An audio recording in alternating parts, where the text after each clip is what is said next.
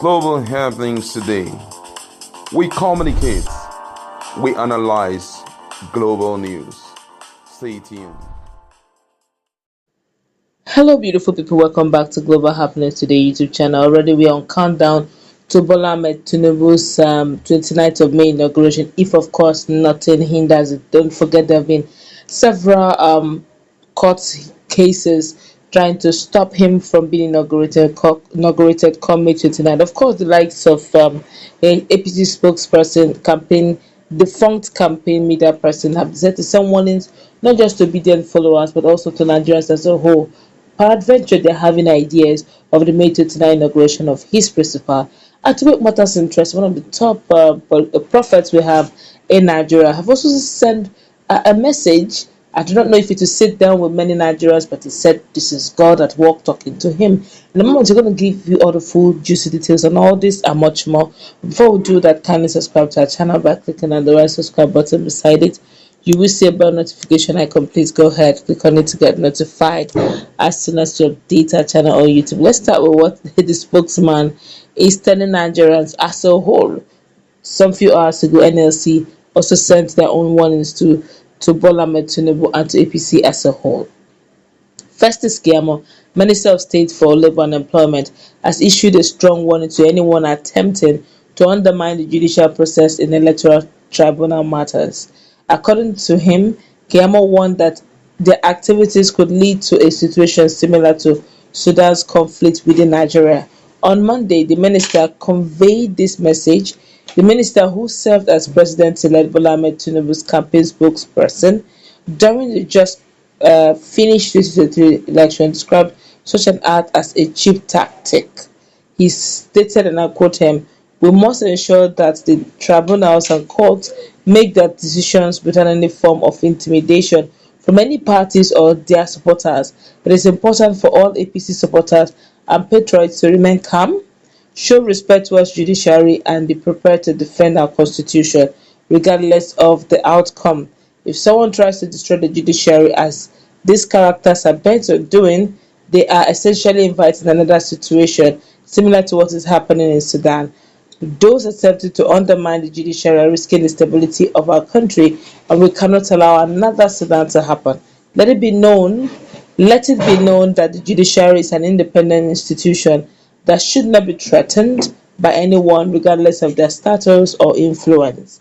We often hear them saying the empty boast that they're a different movement and that the judiciary should not mess with them, but they will surely comprehend that the judiciary is an exceptional organization that they cannot meddle with." Of course, Nigerians have reacted to this, but let's find out what Prophet Iginla is saying. Don't forget that regardless of your situation, regardless of how you view this particular prophecy, has been known really to make some on-point prophecies concerning Nigeria's situation. Let's find out what he said concerning this same matter.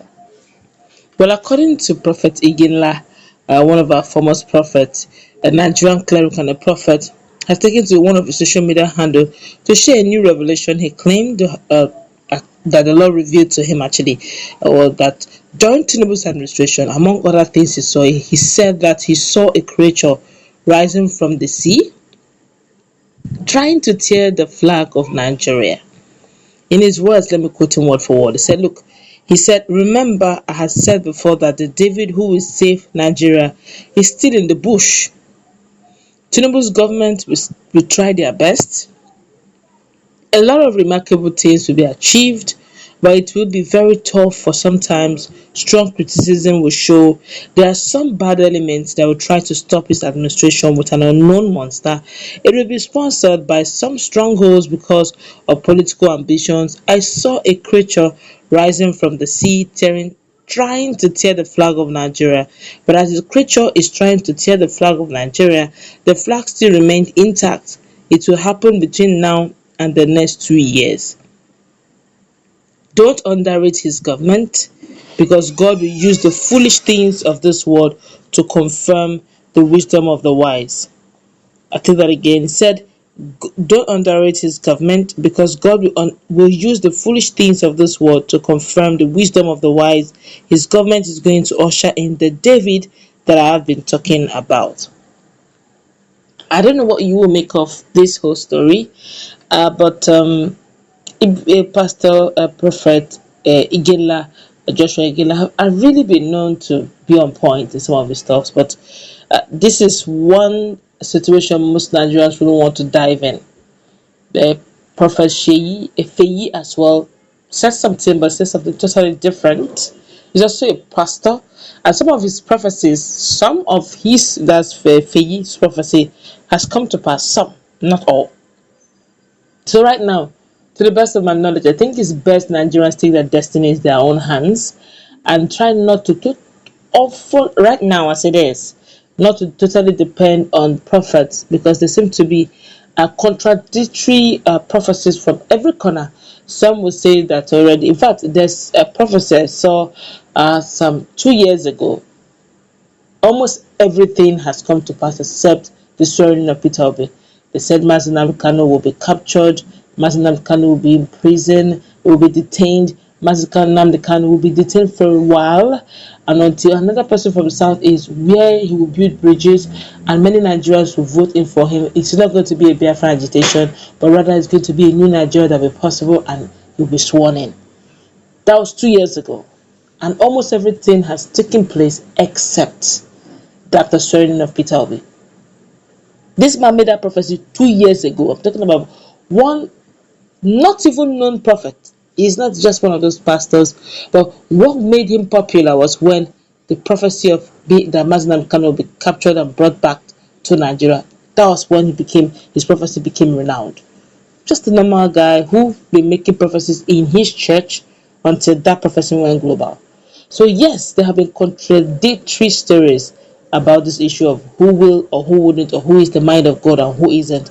But personally, I believe that we are all God's children, and I believe that we should take our destinies in our hands. Sometimes it's a bit confusing trying to know which is the right voice of God and which is the lying spirit. So the best thing to do is follow your mind, follow your conscience, go with the right instinct, and you can't possibly get it wrong.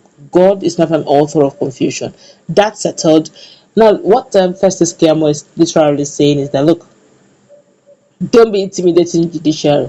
I don't think Nigerians are intimidating judiciary. Nigerians are making judiciary to know that they are the last hope of the common man, and whatever the decision is will either make or mar the global picture of how Nigeria is perceived.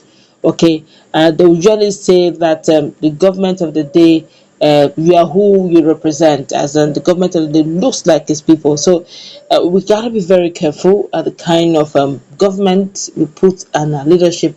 Nigeria has always been blessed with every other thing but leadership. We have been blessed with everything you can think of by God, by man, but except for leadership. Our leadership, so to speak, have never been. In fact, we see people who have less than what we have, both in human and natural resources, being far better. And I believe we can with the right leadership mindset. And then again, we have another option but to keep waiting and seeing what the judiciary would do as the time moves on. But the question now is, up till now, the tribunal is yet to sit. When will it sit? After the inauguration? It is well. Let's listen to that conversation also take.